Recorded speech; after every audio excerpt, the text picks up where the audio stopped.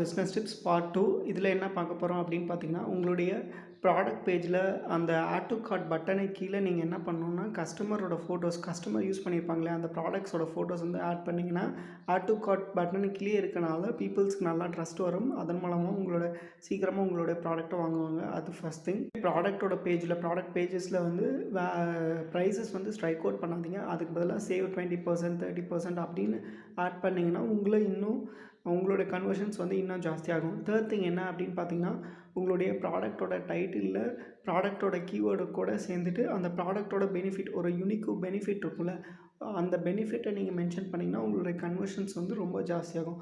Fourth thing என்ன அப்படின்னு பார்த்தீங்கன்னா, உங்களுடைய ப்ராடக்ட்டோட அவ்வளோ ப்ராடக்ட் டிஸ்கிரிப்ஷன் பெருசாக எழுதியிருப்பீங்களே, அதை எடுத்து ஒரு ஷார்ட்டாக ஒரு 2 லைன்ஸில் ப்ராடக்ட்டோட ஃபஸ்ட்டு அந்த ஸ்பெசிஃபிகேஷன் வச்சுருப்பீங்களா, அதுக்கு மேலேயே வச்சுட்டிங்க அப்படின்னா, அந்த ஃபுல் இதையும் படிக்காமல் மேலே இருக்கிறத மட்டும் படிச்சுட்டு ஈஸியாக கன்வெர்ட் ஆவாங்க. அது வந்து ஃபோர்த் திங்.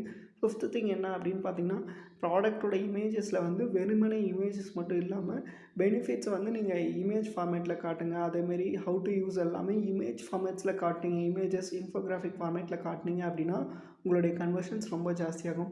உங்கள் வெப்சைட்டுக்கும் எஸ்இஓ பண்ணி தரணும், உங்கள் இ-காமர்ஸ் பிஸ்னஸையும் சேல்ஸையும் இன்க்ரீஸ் பண்ணி தரணும் அப்படின்னு சொல்லி ஆசைப்பட்டீங்கன்னா என்னை கான்டாக்ட் பண்ணுங்கள். நான் உங்களுக்கு பண்ணித்தரேன்.